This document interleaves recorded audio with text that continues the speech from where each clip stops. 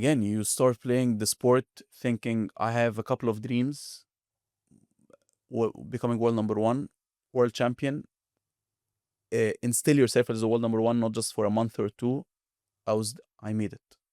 12 months as world number one, or however long I was at the time, world champion. What more can I do? And as you know, history books were never in my mind, especially that I never thought I was going to be there. You know what I mean? I never thought I was going to be for world, blah, blah, blah. So it was never in my mind. So what now? What is the goal that I'm striving for every single day? You ready? I'm very ready. I'm very Cool. excited. Ali, thank you very much for joining the Squash Player Podcast, episode number 1, no less. We're starting with creme de la creme. 45 titles, 50 plus months at world number 1, British Open, El Guna, Qatar, TOC, you name it, you've won it. More months at number 1 than any other Egyptian player. 4-time world champion. More than Ramy Ashour, the same as Amr Shabana. When you hear that list of accolades associated with your name, what are the thoughts and feelings that come to mind? You're making me blush, man. No, I'm very happy to be with you on the first episode for sure. Yeah, I'm. To be honest, I'm still in disbelief. You know, you keep on bringing up the names of the likes of Shabana and Rami, and until this very day, when I hear the names or when I see them, or when Rami or Shabana texts me before the matches, I still get goosebumps. You know, I never thought I would be compared to them, let alone, you know, sometimes exceeding their accolades. But I don't know. It's a huge, huge, huge, huge honor for me to have achieved all of this. Obviously, I'm still hungry to achieve more if I can. But yeah, I don't think I don't like to say that word. I don't want to say I don't deserve it, but I think so many people deserve as much, if not more. And there is a big element of luck or a helping hand in there throughout my career from so many people, from God, from everyone that has got me there. So as happy as I am, it's more of a grateful kind of feeling. Embarrassment is maybe not the correct term, but it Yeah, almost it's not. seems at But times I that you kind of are a little bit embarrassed that you've achieved that much. not embarrassed, but yes, have I really done so much to have deserved all of that? You know what I mean? Like when I look no further than my own house. Nour, she's probably worked even harder than I was. She was more talented. Just luck didn't come her way to achieve what she wanted to achieve. You know, obviously she'd had a brilliant, brilliant career, but she always wanted to be world number one world champion, and she didn't. Did I do better than her? Did I do more than her? Just God has created that path for me, another path for her. She's, in my opinion, obviously a lot more successful in so many other aspects in life than I am. But when you take squash as a snapshot, I've been the luckier one, and that's why I wouldn't say I'm embarrassed. Is not the right word, as you said, but yes, I'm definitely very, very grateful and very, very happy with it. As an athlete in any field, to get to the very, very top, you have to have a ruthless, selfish streak, which I'm sure exists in Ali Farag 100%. somewhere. 100%. But you also do seem to be very modest about the success that you've had, and don't necessarily attribute it to the selfish drive from within.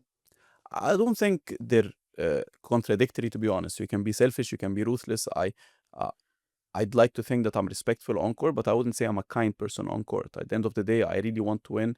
Uh, and it transcends onto my way of life as well. Like if my friends are going out, or if my parents want to go out for on a holiday to the north coast by the beach, I just tell them no. I'm just selfish because this is what my job demands of me to do.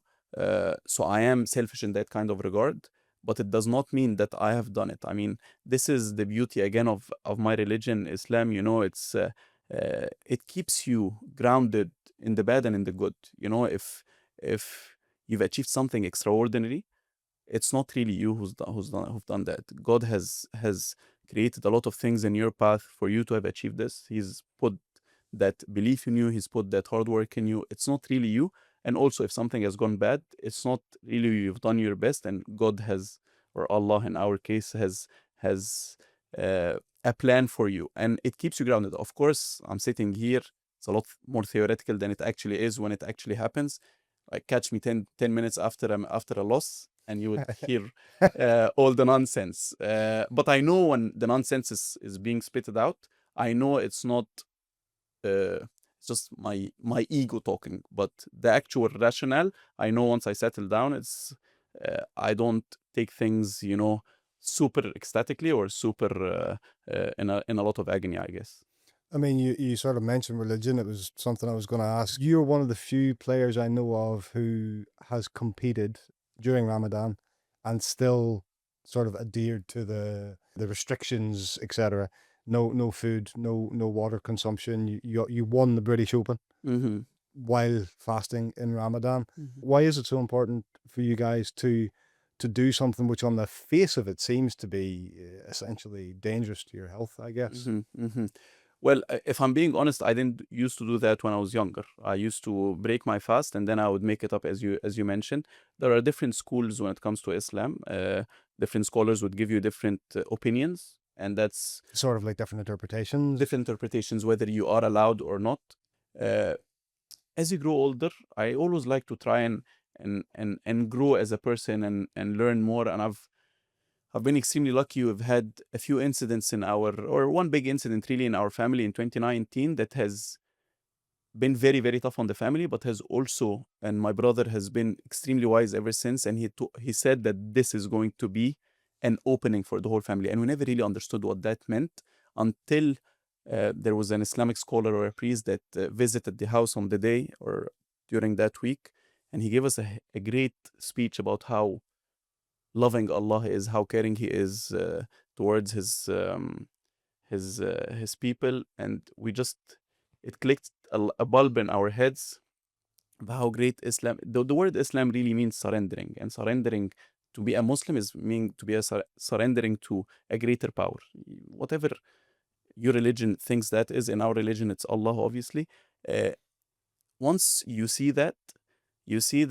Uh, Life is not as big as you think it is. There is the afterlife. There is, and for me, this is the end goal for our religion, for our family. This is the end goal. You want to achieve what is best to, and God has, and Allah has come with this curriculum for you through Quran and through the Prophet and through all of that to make you happier and to make you more in peace of mind. It's not for you to, if He has asked you to fast, if He has asked you to pray 5 times a day, if He has asked you all of these things, it's for your own sake. And once that clicks in your head and you see it that way, obviously it's been portrayed in a very bad way through the media, and rightly so. Some people are brainwashed and they take Islam as do's and don'ts and obviously do terrible things across the world.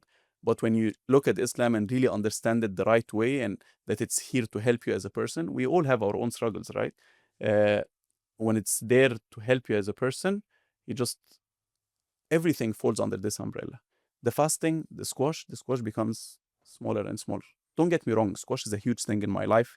And when I lose, as I told you, I lose it. And when I win, I'm happy and all of that. And I spend so much of my time and my headspace on squash. But at the end of the day, it's a means towards my end life, my afterlife. It's a means to become a better person as a husband. So once you see it this way, I don't even think it twice. Back in the day, I didn't have that ideology in my head, and that's why I always used to break my fast. Squash, squash, squash, squash. That's the most important thing. Now it's not, and that's why I see it as something smaller, and that's why it doesn't take up much agony or happiness when I win or lose. So that's sort of since pre 2019, the fasting wouldn't have been part of competition life, but post 2019, 2020, it's very much in a kind of fundamental part of you. And it's not an overnight thing, maybe even beyond 2019, 2020. So this is when I started really loving Islam rather than being Islam by being Muslim by birth. I started learning more about it and why is it such a good thing? Why is it such a good religion? And why is it good for my own sake, for my own family, for everyone? And I've been reading more and more about it. I've been listening to scholars. I've been getting more closer to people that are in that path, and I haven't been happier really, and I hope I never look back. My understanding might be wrong here again, but the fasting is sort of to cleanse the body, to put yourself through a bit of discomfort, to remind you that you're human in some sense. In a way, playing a squash match in that sort of circumstance is the ultimate kind of test of 100%. So there are two things here. First is you try to rationalize every command that God has given us through His Quran or through His Prophet Muhammad, peace be upon him, that this is good for us, this is not good for us. One thing first is that you agreed that there is a superpower, like a child. You're 5 years of age or 2 years of age, and you want to put your hand in the whatever this is Plug called, socket, yeah. the plug socket, and your parents tell you not to. You don't have the rationale as a 2-year-old to say why not. You try to do it yourself and rationalize it yourself. We don't have the rationale as human beings to understand everything in life. So first and foremost, once I've agreed that Allah is the superpower, then whatever He commands me to do, I will do. So I don't have to think why. The second, yes, we can rationalize fasting is that it's cleansing of your body, but it's even more so cleansing of your soul. Through that act of worship, you understand, you feel more of the less privileged people, you feel more of the hardships that people go through. Uh, and honestly, Ramadan is a lot more than just fasting. It's people think you have to take away the desire of food and drink. It's taking away the desire of anything. Pretty much, you try not to uh, um, have any fight with anyone, any bad argument with anyone all day. On paper, if you have any of those, you haven't properly fasted. You know what I mean? Mhm. So you try to take away any kind of desire, and to do that for a full month, you come out of it a much better person. This is the whole goal behind Ramadan. It's you try to do a lot of acts of worship, and you try to be as restrictive as possible of any bad habits you might have. That you come out of it. I've lived a full month of this, and I've felt happier. I'm in less conflict with people. I'm in less, uh, you know, I'm less consuming as a person. So why do I not live my life through? Obviously, you stay like that for a week, for two, and then it starts dwindling. It starts dwindling down until the following year, and then you remind yourself again. But I think it's a brilliant month. I last month, it just ended a few weeks ago, was probably one of my happiest months of my life, and I was telling Nour that, and it was very very refreshing, really. I mean, in that last month, Ramadan is a time for bringing family together. Mm-hmm. You've recently brought in your second daughter, Malak. Yeah. So, and I think this might be the first time in maybe 4 or 5 years during Ramadan where you weren't competing. Yes. You weren't at Optasia. There's a few of Yes. those events, which I guess was a choice, Mm-hmm. partly out of Ramadan, partly out of new addition to Exactly. family wanting to be at home. So, yeah, just tell me what that last month at home has been like as a dad of two. Yeah, so last year when I was playing with Paul in the final of the Optasia, it was really, really tough physically, especially playing against Paul. It's tough physically, having had food and drink all day. And my father-in-law, who's a not neurologist, the doctors of kidneys. I don't know how you call it Okay, yeah, in. yeah. Anyways, he told me it's actually not healthy for your kidneys, and it's you shouldn't be doing that anymore. And I said, okay, next year hopefully I'm not gonna do it, even if it affects the rankings, and it did. Obviously, I lost world number one by not going to Optasia. I would have lost it anyways. I'm not saying elsewise, but I mean it was a choice because of Ramadan. But I also knew we were expecting a baby, and I wanted to be there for Noor during that month. And funny enough, I wasn't there enough with Noor because our schedules were flipped upside down. I would go to bed at 4 in the morning and get up at noon. She would go to bed at 10 p.m. and get up with the kids at 6 in the morning. So it was funny. I tried to, but I guess I didn't succeed much. It's a great way of saying you were at home, but you weren't. Exactly. Exactly. Yeah, it sort of seems like those two things kind of interweave with each other.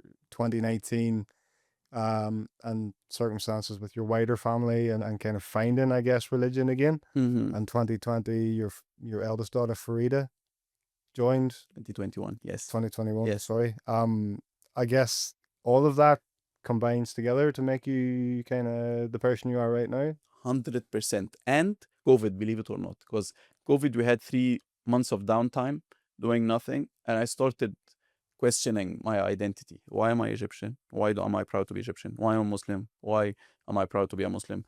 Uh, all of these questions, like, the big questions that I would like to call them, I started digging deeper into them.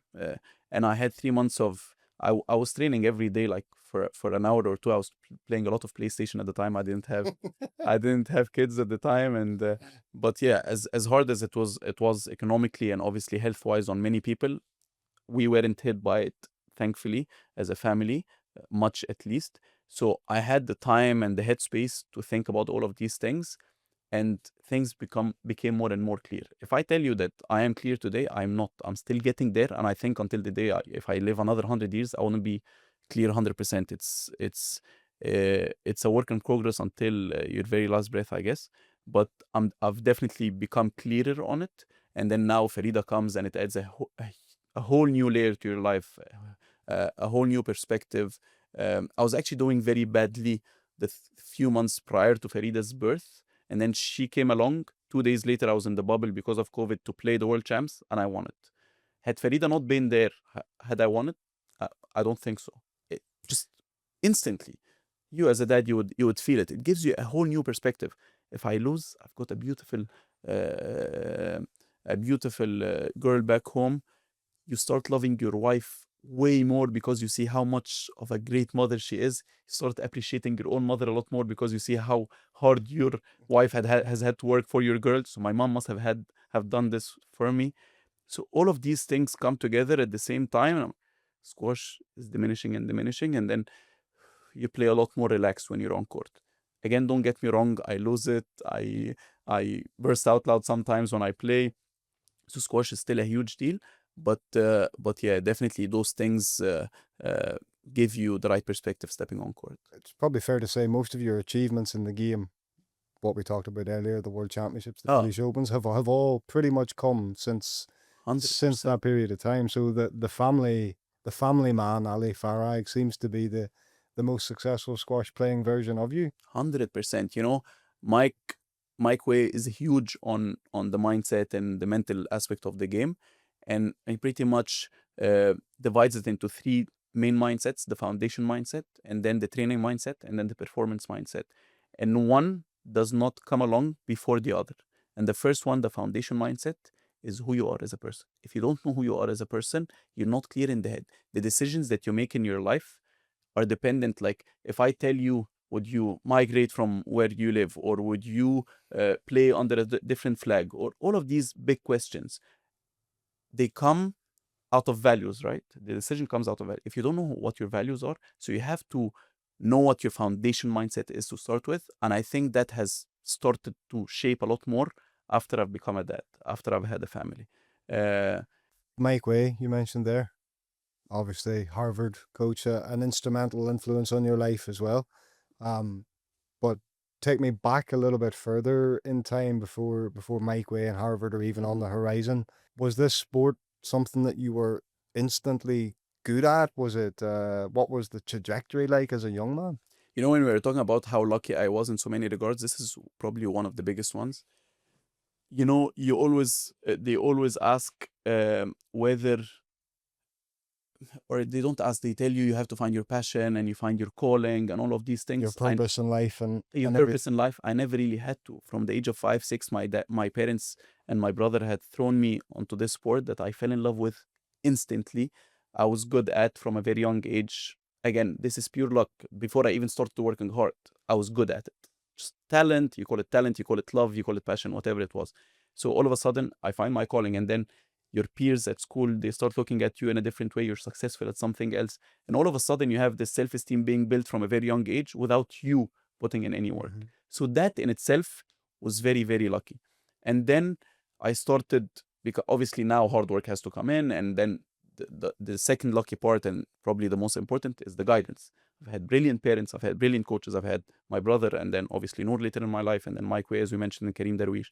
So I've had all of these great people to guide me throughout the way of how to work hard and to work smart, because you can be working hard in the wrong direction. And then I fell in love with it instantly. I started competing nationally, doing well, winning national events. And then what age would you have been when so I started playing. I was around the squash court since the age of 5. My dad used to play for fun with his friends, and then my brother, who's a lot more talented than I was, and he still is. And watch out for his kid, by the way. He's only 2 years of age, and he's already hitting a squash ball. I followed suit. Between his lessons, I would sneak in and hit a few balls. Obviously, I would miss most of the balls, but I would hit a few balls. And then I started taking lessons myself, maybe at the age of 6 or 7. And then I started competing maybe when I was 8 or 9, and then I won my first event when I was 10. At 15, 16, I knew I had one dream, was to become the world junior champion. That I knew, and it was in my head every single The day. World Junior. World junior champion. Why World Junior Champion? Because back in the day, it wasn't that popular to be a professional squash player. It was actually, that might be an exaggeration, but was a little frowned upon to be a professional athlete. Like, is this really a proper job? Until this very day, I get asked this question sometimes. Sort of to do with Egyptian culture. You either have to be a doctor or an doctor. engineer. Yeah, okay. Pretty much. So, and I come from a very academic family. Most of my family from both sides are doctors. And my granddad was a doctor, and he always dreamt of one of his grandkids to be a doctor, and we all failed them, unfortunately. Yeah, so playing professional squash was never in my mind. World Junior Champion. When I was 10, when I was 8 years of age, Karim Darwish, had won the World Juniors. I didn't know him. I knew of him, but he wouldn't have known me. And I dreamt of becoming like him one day. And then Rami Ashur was in my club, and he won it in 2004 and 2006. My time was 2010. And that was the whole dream. And yeah, I started doing really well, went to the World Champs, did not win it, so close to winning it. But then again, sport is a very result-based kind of criterion, right? Performance, I was up there. I could have won it, and we would have said, oh, maybe if I'd have won it, I would have never turned pro because I would have been satisfied. Everything is written in the stars, I guess. But yeah, no, I've had look back at those moments, as tough as they were. It's all eye-opening and fascinating at such a young age. Obviously, it's a lot of pressure, you have to be honest. But then again, with the right guidance, it was all right. I've had my tough times like any other kid. Especially because you're in the Egyptian system, which is quite results orientated, so there is a lot of pressure on young kids coming through. A lot of pressure, whether it's good and it's bad. I still struggle to know what is the better system. I don't know. I wouldn't be able to give you an opinion. But let's take a step back here and talk about Nour that I talked about 10 minutes ago. We talked about Nour. She didn't achieve what she wanted to achieve. If Nour had hailed out of any other country, world number 3, 3-time platinum champion, all the accolades that she's achieved, oh my God, what a great achievement. Because she's hailed out of Egypt, she's compared to the people in Egypt. Yeah. And that pressure, forget about the 12 tournaments that we had to play every year, the traveling that we had to do, and the practice and all of this. You're instantly compared to people that have achieved so much, as good as it is, and it gives you the belief that I can be there. And I think that's why we're doing so well. It also gives a lot of people, talk about anyone in the top 8 now or top 10, which is a huge achievement that hasn't got there yet. They feel like they're a failure because they haven't achieved what the previous people have achieved. So with its good and its bad, and as I told you, I don't know what's the better system and the better approach. But yeah, it came with a lot of pressure, but also it came with a lot of learnings and a lot of opportunities that I don't think any kid would have had at my age.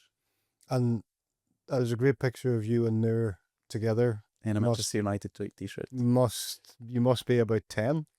Probably younger, I don't know. So Probably younger. You guys have obviously been intertwined since a very, very young age. Yeah, her dad was, back in the day, there was the amateur tour and then the professional tour. He was on the amateur tour and he used to travel a lot, and he was he still is a huge squash fan.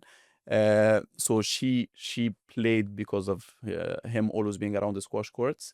So we knew each other since the age of 5. We remember now, we keep remembering, like back in the day at the age of 8 or 9 when we were playing cards in front of the squash courts and stuff like that, but then we didn't start becoming good friends until we were 15 or 16, and then we didn't get together until I flew over to the US to study, and then we got engaged right after, and then we got married a couple of years later. She is your wife. She's also the mother of your 2 children. In between child 1 and child 2, she came back into the game. Got to 5? 4. 4? She ended as 4. She retired as 4. To go through the process of giving birth and raising a child, and then to come back into the game and get to that level, how much pride, but also motivation did you get from seeing Nour go through her journey? Incredible. And I say that a lot of many times, is that people appreciate, like yourself, people appreciate what she's done. I don't think they appreciate it enough because they haven't seen it firsthand. They haven't seen it where she had to juggle between lack of sleep, daughter going to school, feeding the baby when she was younger, like all of these things, plus being a good wife, being a good daughter to her family, to her parents, being a good friend and keep on with social life, and the stress of wanting to come back. Because Noor is never the person that I want to come back just to compete. I want to come back to be world number one. That pressure. And Noor is fragile as well, and she admits it. Like because she's so sensitive, these things get to her. And I wasn't always, and I have to be honest here, I wasn't always the most. I was supportive in some regard. I would like to think so, but I was also a husband that had my demands and had my demands towards the house and towards the baby, and sometimes the standards would drop. Ali, is it the right time to ask for higher demands, or this is her time to be selfish? And we had our issues. As I said, last season was my best season, but on a personal note, it was one of the toughest seasons because both of us tried to juggle between everything. And But balancing that selfishness of being an athlete and things having to be around you, but also that man-wife relationship, but then also time that your daughter requires from you.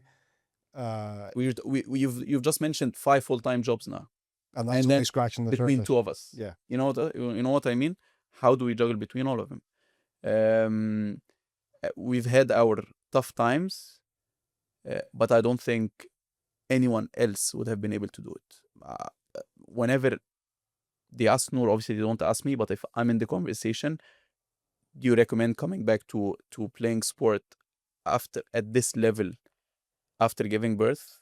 I don't recommend it. I don't recommend it. I saw how drained Noor was, and I contributed to it. So I'm sorry in that regard. It's extremely hard for anyone to do it, to balance between all of them. You just have to set your priorities right. You're gonna have to agree that the standards are gonna be lower in your training. They're gonna be lower towards your house, towards your wife, towards your husband, towards your uh, um, even daughter sometimes. Obviously, your social life, your sleep, all of these things are gonna take a hit. All of them.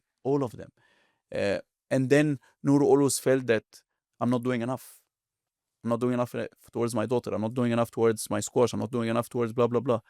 And all of a sudden, she always felt like she's coming up just short, even though she's achieved from the outside and from the inside, from me, but from her. And it was very tough. And I think it was natural that she decided that she was not going to continue before she got pregnant, because of how drained she was. I could see it in her eyes. She was just um, yeah. I admire it big time, and I look at these times with a lot of pride and inspiration. With a lot of, it was tough, but I look at them at those times with a lot of pride and admiration. You also had some beautiful moments in that year, 18 months on tour. Manchester springs to mind where Farida's on court with you guys together, and those are also moments you can't you can't really buy that type of family experience. And for Farida as a young girl, when she grows older and she can look back at what her mum did as a mother and the kind of wider context of that, it must be something that you will look back even more fondly on in years to come. Funny that is, because now Noor thinks that way. That day, I was over the moon. I was over the moon because of the memory that we've created together. Noor was like, another job done. I haven't beaten any of the top 3 girls. I haven't achieved the world number one. It's like, Noor, oh my God. Anyone, like you mentioned now from the outside, would think a mother getting back to world number 4, winning a gold, silver event with her daughter on her own in the trip, taking care of her. What an achievement. And now, I guess she regrets that sentiment a little bit. She would have loved to have enjoyed it a lot more. But then again, it comes back to the point where she was so drained to enjoy anything. She was just going with the flow, just trying to juggle between everything. And but then now we look back at it, and I was so touched when Noor retired with the messages that I got, let alone the messages that she got, with how inspiring she was for them. It truly is. It's very, and I tell her all the time, it's a lot harder to do what she did than to become world number one. There are hundreds world number ones over the years, but there aren't many women that have come back after birth and got back to world number four. Incredible. She is a spirited lady. Very much so. Very much so. And you played the World Junior final against Ali Farag, Yes. Yeah. who was, I guess, your main rival through that stage, Yes. who would go on to be a rival at college a few years later. Yes. But your journey from sort of World Junior to professional isn't quite seamless, because you started your studies in Cairo 2010, would that have been? Yes. And from what I understand, the plan was very much stay in Egypt and maybe go into the business world. Mm-hmm. So what happened to take you out of Egypt and land in Harvard School? So many things. First, in 2010, I was approached when I was playing the World Juniors by a lot of Harvard, by a lot of Ivy schools and non-Ivy schools as well, to play for their team. We discussed it very briefly with my parents. I learned later in my life that they discussed it very thoroughly, and they traveled to take someone else's opinion. And and now I know that, but I remember talking to them for 10 minutes. I've had those messages from different colleges. What do you think? No, I don't feel it as well. So no one wants it. So okay, throw this topic. And I'm going to the American University in Cairo, where almost everyone I knew went at the time. Very good school. I would be among my parents, my family, my friends, and then I'll go into the business world. And meanwhile, I'll play a couple of PSA events just to keep myself in shape, just to keep myself in the sport that I love. So during that year, I played maybe 3-4 PSA events plus the British Junior Open, because I wasn't out of the juniors yet. But then in January, I was playing the British Junior Open, as I mentioned, and I won it. And Mike Way was there, and he met with my parents, and he asked them whether I'm keen. And we said he's already in college. He said we can make it an exception for him and transfer him. And when you have Harvard giving you so much attention, and so you have to be flattered at some point, So I told my dad, why don't you book a flight and then we go? I was playing a PSA event the following year, because it was the winter break between the semesters. So I was playing a couple of events in the US, or maybe an event in the US. And I told my dad, why don't you book a flight and then let's go and see and visit. I went there. The treatment that I got from Harvard, the biggest school in the world. Obviously, I have to say that now that I've graduated from Harvard. The treatment from all the way from the team, Mike, the assistant coaches, the athletic department, the admissions office, everyone is treating me like, because I was a good junior at the time. And I had my interview. It went very smoothly. It was like a conversation we're having now. It was so easy. And this would have been before the sort of mass influx of foreign players to the Ivy League schools as well. Oh, none. Like we had one player, a few players, but one successful player, Yasser Al-Halabi, who had won 4 national championships, collegiate. But that was it. There wasn't any other Egyptians, maybe a handful of them. I can't even remember now. And then, okay, let's fly back and discuss it. We fly back on the 23rd of January. The revolution happens on the 25th. That we're talking 2011 now. My dad, he's a very visionary person. He's always been. He saw right away that the country is not going in a good direction, at least in the short period, in the short upcoming period. And he said, Ali, I think now it's a good decision to try and go to the US and secure yourself with a good degree. Come back after you finish, but go secure yourself with a good degree. I went at the airport. I cry in August. I cry for like a good 15 minutes that I'm leaving Egypt, and I look back. I'm going to be away for 3 years. Obviously now it's 3 years because I done my freshman year. And again, thank God, it's one of the best decisions I've ever made in my life. If I go back 100 times, I would do the same again 100 times. And believe it or not, I would do it the exact same way. I would go to freshman year in Egypt, and then I would do 3 years at Harvard, because that allowed me to play the British Junior Open and get my revenge of the World Championships. It's something that would have bothered me big time if I had gone out of World Juniors career without achieving one of them. If you're from an academic family Mm-hmm. and the opportunity to study in Harvard comes along, squash is the vehicle that's gotten you there. But I'm assuming the decision is more of an academic. To go there, to go to 100%. It was an academic decision. It was a growth kind of decision as well. Living abroad on your own is going to help you grow. But Mike Way was the one thing that, as you said, he was instrumental in my life. He still is.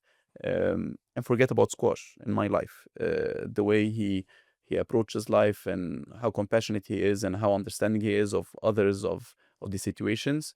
I've become, maybe not towards people, but at least towards myself, a much better person because of him. Just on Mike, Yes. he's been there in your corner, Mm-hmm. probably at the biggest wins you've had. Mm-hmm. Chicago Mm-hmm. on screen. He was in Egypt at the World Champs when you beat Muhammad in the final.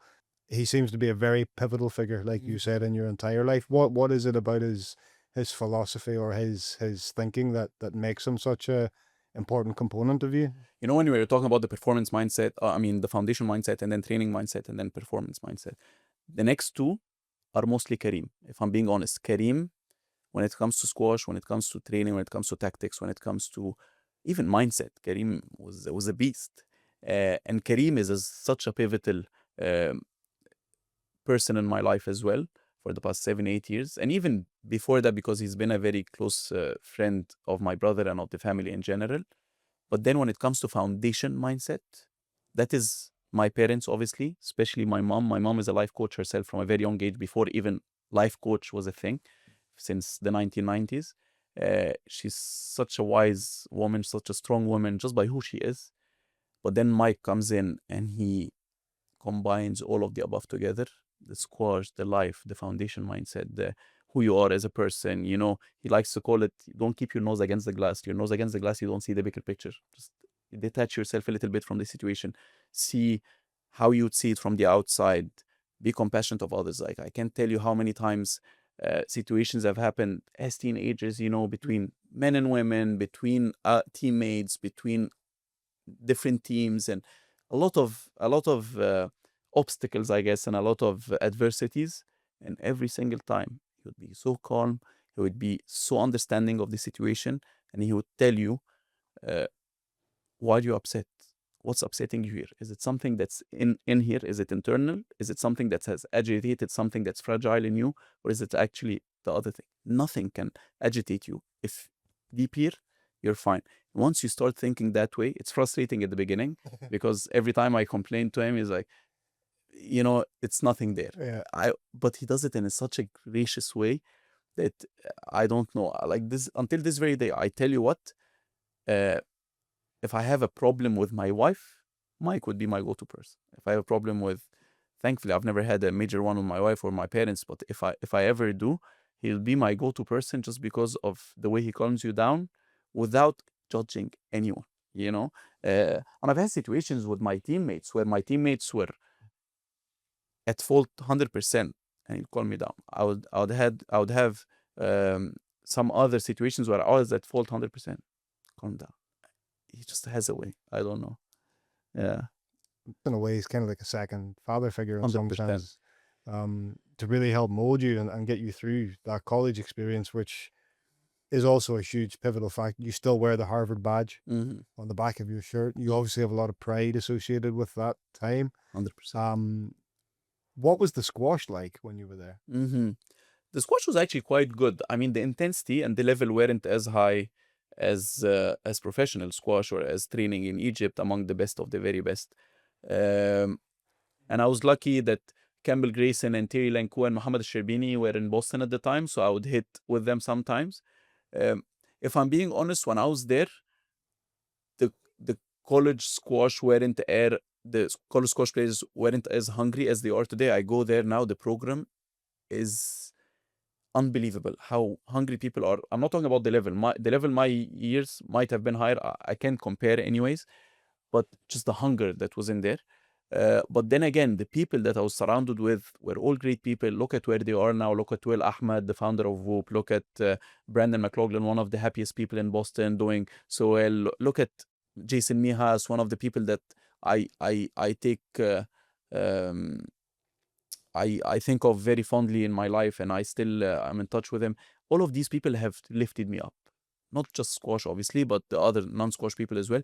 But those people have lifted me up by who they are, by setting the standards high every single day, and that's why I think I've become a better player through Harvard.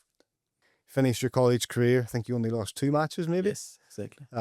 But the plan then was very much sort of take your degree, mechanical engineering, take your degree and go into the business world. And it was only because of Mike and your wife that the idea of even contemplating the professional squash circuit came true. Is that correct? Yes. So you have to, just to give you an idea of how the culture is at Harvard and all the top schools in the US, senior year is such an intense year for everyone. What job am I gonna get? And you start even stressing about it from junior year, and you start to try and get an internship in the summer as a rising senior to land a job back in the same company after you graduate. Then everyone is super stressed out. I did my internship in a solar power company in Egypt. I never maybe I would come back to it, but I was very interested in consulting. I started reading a few books, and I didn't get to the step of interviewing yet because I knew I had to serve in the army when I was so I wasn't as stressed out as everybody else.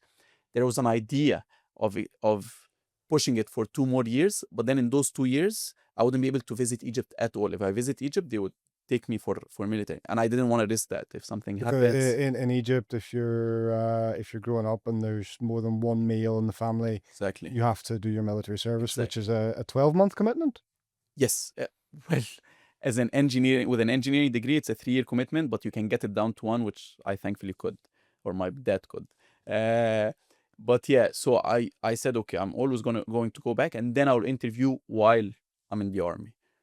I go back to the army again. Everything is written in the stars, right? So I'm assigned to the sports unit, Okay. where so the first 45 days is a boot camp where you stay there, like with all the other cadets, yeah. Fitness training. Yeah, conditioning. exactly. For a full 45 days, you go back home once, for 4 days in between, and that was it. And then afterwards, I get assigned to a different unit, and then through connections, blah blah blah, and obviously because I'm a good athlete in my respective field, they assign me to the sports unit. In the sports unit, I only have to go Fridays and Saturdays at 7 in the morning for an hour and a half, coach the kids of the generals. It was a very easy, and then sporadically I would have some other commitments, but that was the main commitment for the whole week. And then normally, when you're a soldier, you're not allowed to travel. They give me the exemption to travel if I want to play events. So I said, okay, I might as well. And you can get a job, obviously. No one would employ you except when you have the finishing of the military service license, I guess. So you essentially had a 12-month period where why not train, Exactly. give it a shot. I can't do anything else. Exactly. So I give it a shot. Goes absolutely well. What year is this? Beginning of 2015, so January of 2015. So I graduated in June of 2014. I played a 25K event in India right after, before I get assigned to the military service. Somehow I end up winning it, and that gives me a push. I was no one in the rankings, and then it gives me a push inside the top 100 somehow, because it's a 25K and it's a big deal, a lot of points, and I get there. And then I do nothing for 6 months, because this is the 45. This is when you apply, and then you the 45-day boot camp. In January, this is when I'm assigned to my unit, and now I'm free to travel. Obviously, very hard. Then I have to plan 50 days ahead of time because of the paperwork that it takes and all of that. But again, I can travel. Nobody else can do that when they're serving the army. I traveled to the US for my first event. Kareem Darwish, as I told you, he wasn't even my coach at the time, but he was a good friend. He contacts Julian Willings at the Motor City to give me the local spot.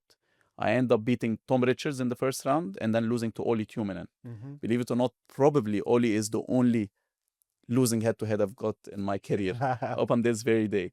I lose to him. I go to Pittsburgh to a 25K. I draw Gawad in the first round of the... I'm a qualifier, obviously. I lose in the first round. Okay, I start playing more and more events. There was a few events in Egypt as well, in Guna, and then a 10K in I Alexandria. think, did you play Mohammed as the qualifier in Guna? Yes. So I start doing well, and then within so I start in January. The season ends in June. I'm top 40. Okay, let's aim, and my aim was to be top 50 by the end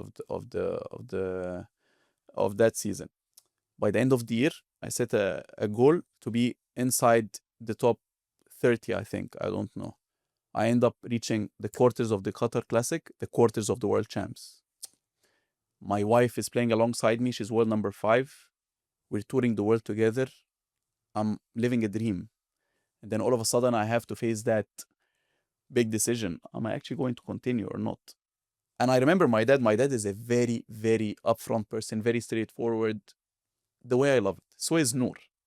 That's why probably I love the both of them, because they have the same trait. In my graduation trip, the whole family comes over. My cousin asks my dad, what do you think? Should Ali play squash? Oh, stop that nonsense. Why? You don't think... I envision a better career for Ali, blah, blah, blah. Don't you think Ali can make it world number 1? Why don't... No, my cousin says, why don't you think Ali can play and become world number 1? He said, because he's not going to be world number 1. He's left behind now. He's been away. Wow. I didn't mind it at all. If you asked anyone at the time, probably that would be their decision. Away for 3-4 years, not playing professional squash, you know. So when I started doing better, and my dad started to believe a little bit more that then I can get there, I had the tough conversation with them. And then now in Egypt, the family of the bride also, they have to be involved in the decision as part of the culture, what you're going to be doing. And then I tell Nour, you have to have the conversation with your parents as well. This is going to be serious. I might be stuck in there for 2 years, 10 years, 15 years, God knows. I don't think we ever had the conversation that upfront, but somehow just kept on playing. Things kept on getting better. There were the normal obstacles, a little bit more than normal in the regard that every single obstacle, me, and I know that the parents and everyone else is thinking, why are you doing that to yourself? Why don't you fall back to a secure degree? With the first injury, with the first bad loss, with the first... You know what I mean? But then again, they never made me feel that way. They were always super supportive, and they still are. And then look at the career that has spanned out. Who would have imagined? I talk to my parents all the time. Thank you for making me believe in myself. Thank you for giving me the shot to play the sport that I love. And thank you for making me play it the way you raised me up to play it. You know, everything, I look back and I'm like, is that a dream? I still think, is that a dream? I'm so grateful for what I've had in my life. Because the very first time I think we saw you probably on Squash TV was that World Champs in 2015 in Bellevue. Yes. You played Gaultier. Yes. In the quarterfinals. It was probably his toughest match of the week. He went on to win the tournament. You were carried off court. Yes. Cramps in the 5th game. Yes. If you've just competed with Greg Gaultier, he was probably 1 or 2 in the world at that point in time. I imagine that must have had a big influence on then you having that belief that you could go on and do it yourself. Yes. The belief first came in San Francisco. A couple of months earlier, I qualified through the draw and I drew out of the hat. It was still out of the hat at the time. Gregory Gaultier in the last 16, the first round of the main draw in San Francisco. I remember that night. I usually sleep okay before matches. I didn't sleep well at all. I went to bed at midnight, got up at 4 or 5 in the morning, thinking all day long. And the matches in San Francisco, you know how late they are, maybe at 9 p.m. Thinking all day long. Am I going to push him? Am I going to actually beat him? Am I going to be better than, Gaultier was the best at battering his opponent. First round. Match, yeah. Gonna get battered. And then 5 months earlier, I played with Muhammad in Guna. It was a close 3-0, but was a convincing 3-0. And I did not like it. That day, I was frustrated big time. I did not like my attitude. I did not like my belief. I didn't like anything at all. That day, I'm thinking. I end up having match ball in the 5th against Gaultier. 10-8, and then obviously he pulls it off because of who he is. Um, that they give everyone the belief. Okay, Ali's up there. But obviously up there competing and pushing the guys is different than beating them, is different than consistently beating them and be world number one. Yep. Obviously, still a long, long way to go. But then it gave me the belief that I can be there. I go to the world champs, adamant that I want to win it. First ever world champs. I want to win it. I remember talking to Rami at the time. Rami couldn't believe it. Rami is the one who instilled that belief in me from a very young age. But then when I was talking, and Rami was there, so it wasn't disrespectful towards Rami. He loved it. He said, "I want you to want." But I really had the belief that I want. I played Christian Frost in the first round, and I was so nervous, so nervous. I on the back courts, I won, and then things started to become better. And then I played with Gauthier to 1-up. Obviously, the work that I had to put, I beat Rosner before and Maxley, but the work I had to put in with Greg definitely played a huge factor. But the factor that made me cramp so bad is the tensing up of I'm going to win it. Because Muhammad had gone out. Rami, I think, maybe had gone out already. The quarters or semis. Don't remember. Nick had gone out. I wouldn't have beaten James. I wouldn't have beaten Mossad. I wouldn't have beaten Tariq. Probably not. I don't remember. They were all better than me at the time. I just had that belief that I was going to do it. Just all came together and I couldn't move anymore. I couldn't move for the fourth and the fifth. I was cramping up everywhere, especially my quads. And then, things kicked on from that point. And definitely I look back at it with a lot of happiness, actually, that match. Not a lot of...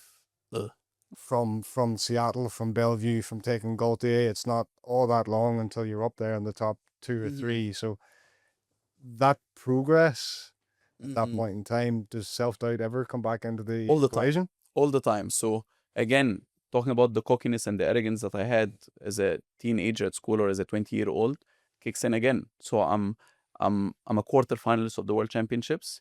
I think number 22 in the world at the time, if I remember correctly. And we're playing the TOC a month later. And because the deadline had closed before the new rankings, I wasn't in the main draw. I had to qualify again.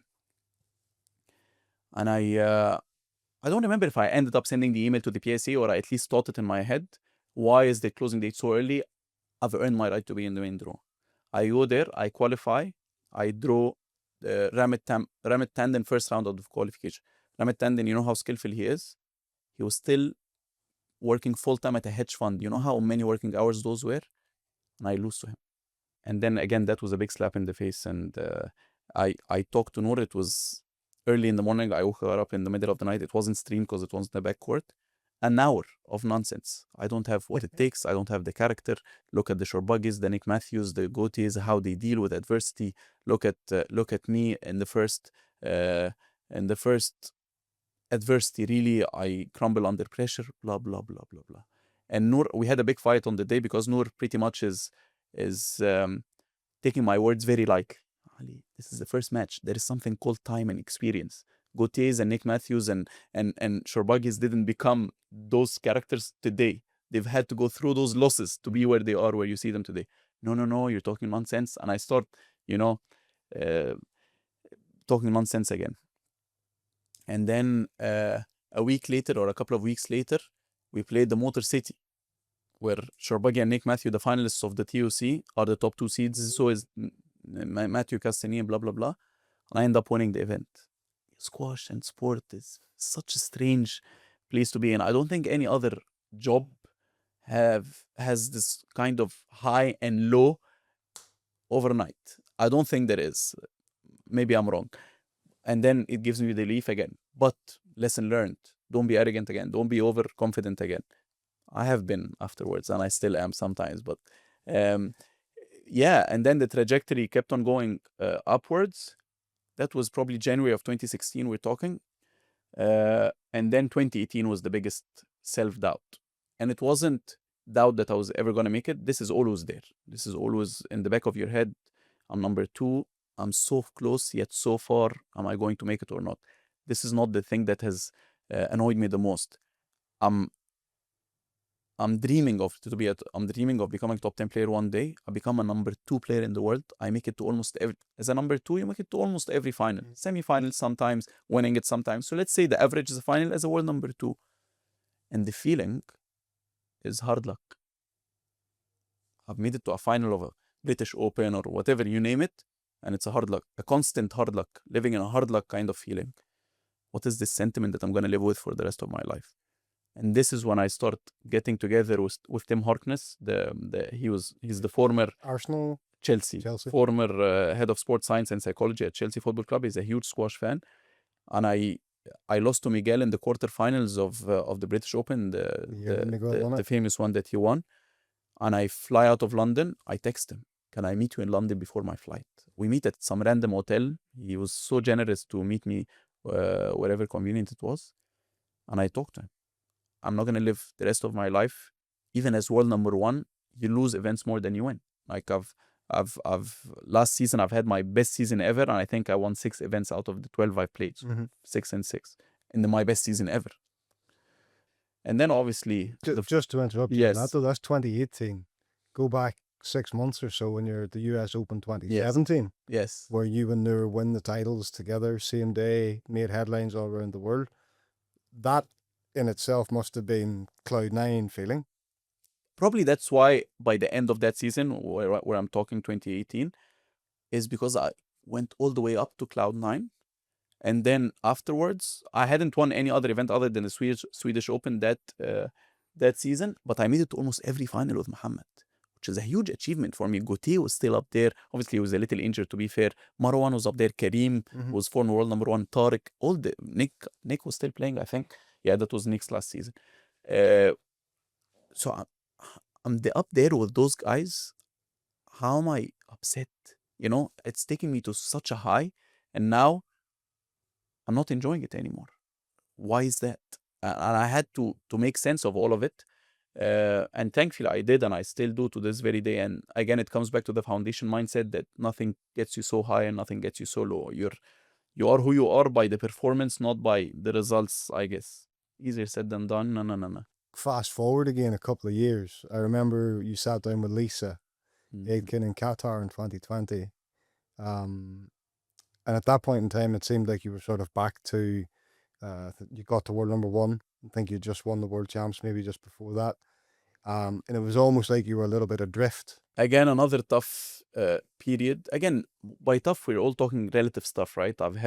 I was living a beautiful life. So tough in terms of squash stuff, right? I was still not in a bad state or any of that. But tough in the sense that again, you start playing the sport thinking, I have a couple of dreams, becoming world number one, world champion, instill yourself as a world number one, not just for a month or two. I made it. 12 months as world number one, or however long I was at the time, world champion. Maybe I was 2 times. No, it was only 1 time at the time when I had this conversation with Lisa. And then COVID hit as well. And the tournaments, so as good as the first 3 months of COVID were, when we started playing the tour again, it was so lonely. You couldn't leave the room. So you're there for 10 days.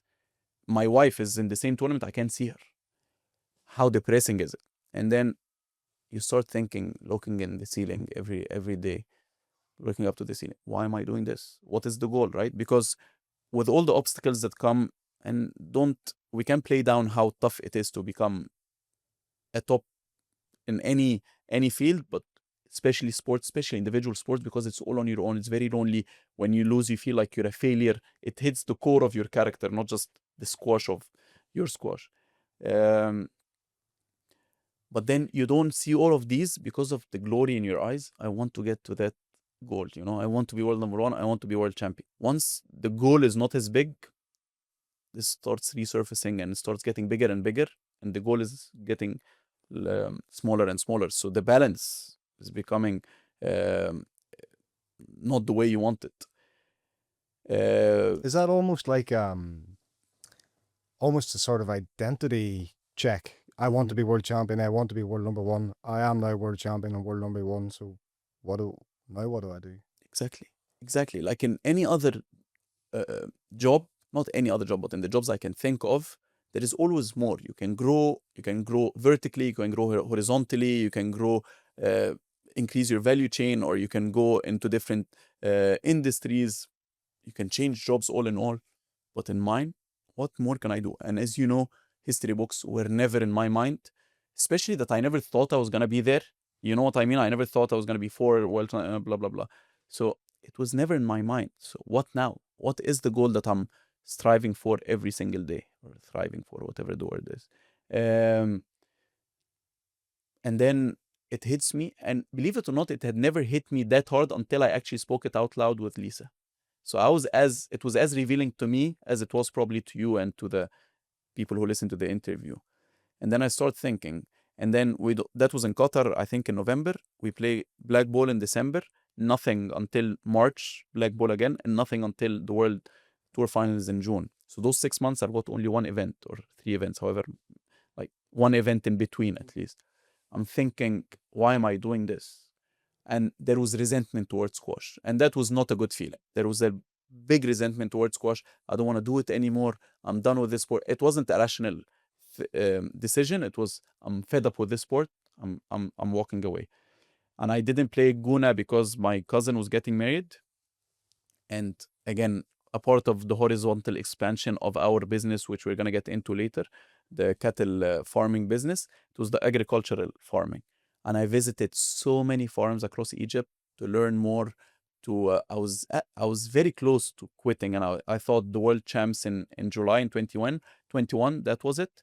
And then so I was studying for it. I had all my Excel sheets. I had the organizational structure of the company. I sat with the people, the person that I thought was going to be the GM of the company. I was so ready. But looking back now, I wasn't ready. It was more of a irrational thinking because of the resentment towards squash. And then I did so badly at the World Tour Finals, and prior to it I lost all my matches basically. And then I said, no, I'm not gonna walk away on a low. It's not who I am. I don't, on a low, it doesn't mean on a low results wise. On a low, not doing my best. Not giving your best Not giving my best. Not giving my best. So I play for another year, another season. If you start the season, you finish the season, right? So I play for another season.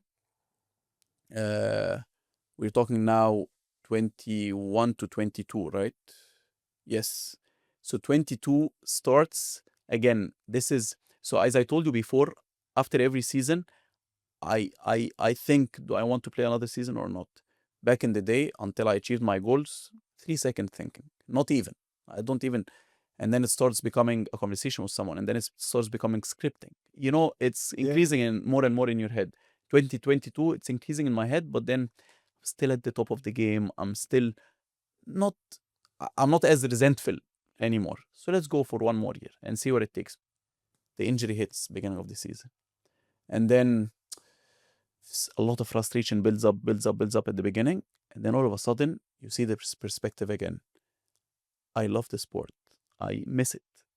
This has come to show me how much I love the sport, and I want to keep going for at least another season, another two. And then a new challenge comes in. Am I ever going to be able to come back to that level again and compete with those? When you watch it from afar, when you're not fit, you feel like the sport is so tough, and those people are playing at such a high level, which they are. But when you're at their level, you feel like I'm up there. But when you're away, am I ever going to be back there again? Because that's why when I won the British Open in Ramadan wasn't the big deal for me. It was the deal that I'm back with these guys again, you know? Anyways, and then, I was rejuvenated again. I was very excited again. New challenge. Let's bring it on. And and then I won, I think, another 2 World Champion. One after that. I think one, yeah. And I've had my best season last season. Yeah. Well, you say there's a couple of times there where you could have stepped away from the game. Mm-hmm. You're now sitting, as I said at the start, 4-time world champion. You're clear of all your Egyptian compatriots. It's only Shabana has 4 world titles, so you're still level on that one. A 5th world championship title would make you the most successful Egyptian male squash player of all time. You have a few to go to catch Nour. And she's not done yet. Now you said you've never really chased the record books, and the kind of history hasn't really been a factor, but is there a part of you now that maybe thinks a little bit about the legacy and what you might be able to kind of put to your name? Not really, to be honest. I mean, obviously winning another world championship would be amazing, because on the day I would feel I've won our championship. But 4 from 5, would it really make a difference? Do you really think of your career, oh, I've only won 4, I wish I had won 5? No. You know what I mean? When you're done, that's not going to be how it feels. And then the legacy you leave, obviously the achievements play a huge role, but is it purely the achievements? When you think of Shabana and Rami, do you think 3 world championships and 4 world championships? It's there is a feel about them. The grace, The the way grace they played. played the ball, the game, the respect that they had towards themselves and their opponents, and so the legacy I think of is not the achievement. If people can remember me as a respectful person towards myself, my opponent, the referees, and the crowd, then this is the best legacy you can leave. Obviously, it doesn't come without the achievements. People don't remember you without the achievements. But thankfully, I've done enough to be remembered in that regard. Now it's not now, like since the very beginning, it's about being a good person. And that legacy has been built already or never been built already. So nothing is going to add to it if I win 1 or 2 more world championships, I guess. You're not necessarily one of the old guys on tour, but you're getting to a point where I guess the legs do get a bit slower. Mm-hmm. You've got the 18-year-olds coming on tour challenging you. You're the old guard. What does life post squash look like for Ali Farag? Great question. I think it's the $1,000,000 question for any athlete, really, what they're going to do next in their lives. I've, again, as the theme of my life, I've been very lucky in that regard that my brother and my cousin are running the family business. So just tell us a bit more about what. Yeah, it's in the cattle farming business. We've got almost 7,000 cows now in our farm. There are 2 farms actually. And just we sell them to butchers or the grocery stores that they and then we have our own brand of beef now, and they're expanding it big time, and they're doing really, really well, and that I can always fall back on. I follow as much as I can, but then again, am I going to be in that specific business full time? Maybe. Am I going to be in a sports related business? Maybe. Is it pure squash? That I don't think so. As we kept on saying, growth is a very important aspect in my life, and learning new things, it's become more and more marginal the more you are into squash. So I want to, there is a sea of knowledge that I know nothing about in the other side of the world. So I want to do that. Again, it's a great problem to have, that I have opportunities to choose from. Does any of them feel like, oh, this is my end goal? Not yet. This is my calling after squash? Not yet. But certainly I have options, and then as I go into them, I'll feel this is what I want, this is not, and I'd like to think that I'm only 33, which is young in terms of business, so I've got the whole time in the world to try and find my calling post squash. But you don't think we're going to see you on the courts coaching the next generation of Egyptian kids? I don't mind it, but I won't be as committed. So if because as I said, I want to learn more elsewhere, and I want to give attention to my kids. I want to see my kids growing up. I want to give attention to my wife, who's been doing the hard job for both of us when I'm away. Now it's my turn to take some of the load from her. So I've got different priorities. If any of the professional players or the junior players want to get some sort of guidance from the limited time that I will have, the limited headspace that I will have, I would be more than happy to do it. But to be a full-time coach, you never know. But I don't think that will be the case. And I think you sort of said it earlier, but that decision's one you kind of take at the end of the season. You sit down and just a bit of quiet time and ask yourself, do I want to do another 12 months of this? Mm-hmm. Mm-hmm. I have an idea. I have an idea where that's going to be, whether it's going to be tomorrow or in 10 years' time. I have an idea with the team around me, but it's never set in stone. Whenever I take, no matter how big the decision is, it's never 100%. If it's in the future, it's never 100%. If circumstances come and change things, then I will change my opinion. But yeah, it's good to have an idea. I have everything written down, why I want to play, why I want to look for the next chapter. And they're very silly pros and cons, believe it or not. Silly, but I wanted them to be honest. Like, one of them, obviously squash is my identity. So how am I going to feel afterwards? You know, as much as I keep saying in interviews, I don't want to define myself as a squash player. I want to define myself as Ali, just who also plays squash. It is a big part of your identity. This is going to be gone. The glory that you get from winning events, this is going to be gone, right? The fragile ego of ours that is fulfilled when someone comes and says, you play so well, you are so respectful on court. These things are going to be gone. These should never be, as they say, if you live for the cheers, you die by the booze. They should never be your your kind of motivations, but we're fragile, all of us. Our egos are fragile, and they do, you know, those things are going to be gone, right? But also, on the other hand, more time with the kids, less traveling, which is probably the same thing, but traveling is more than just time away from the kids. It's hectic. Yeah. It's less pressure. We live in a lot of pressure, such an intense life. It comes with pros and cons, right? So I write them down. What's next is a huge question.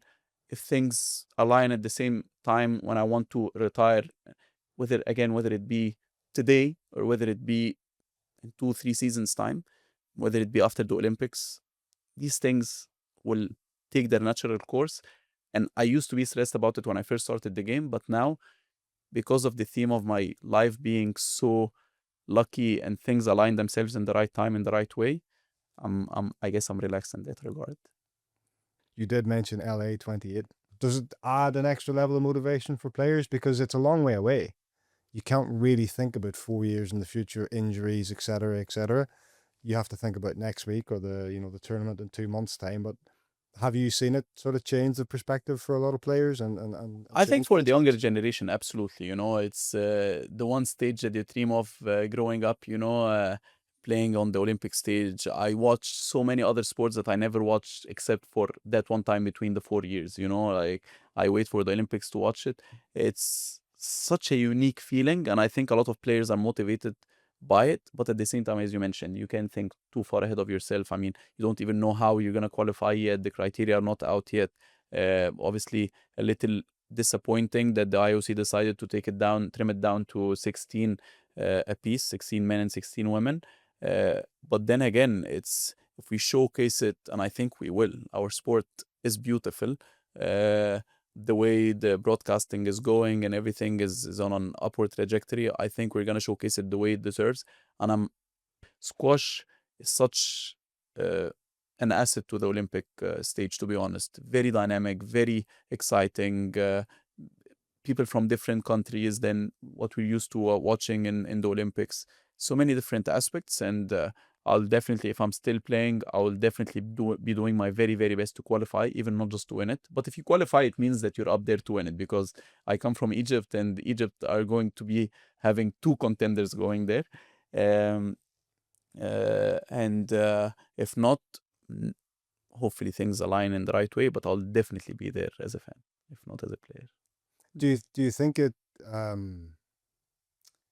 you think it has changed the mindset of some of your sort of fellow competitors as well? Because, generally speaking, you sit down at the start of the season, World Championship, British Open, World #1, those are the targets for the next 12 months. When you start thinking 4 years ahead, you sort of have to adapt what the next 12 months look like. Do you feel like you've seen that from some of the other people on tour, that there maybe is the beginnings of a longer term plan? I think my generation maybe have thought that, but it doesn't change their plan. As a 25-year-old player, you have to play every event anyways on the tour.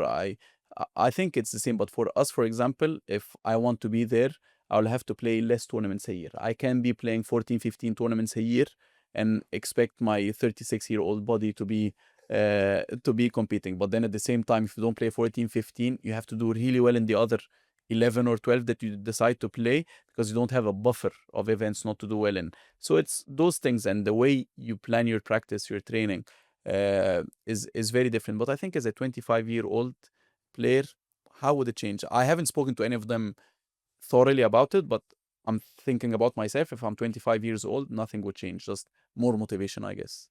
Is there a little bit of you that's not disappointed or annoyed, but a little bit just, if only I was 3 or 4 years younger?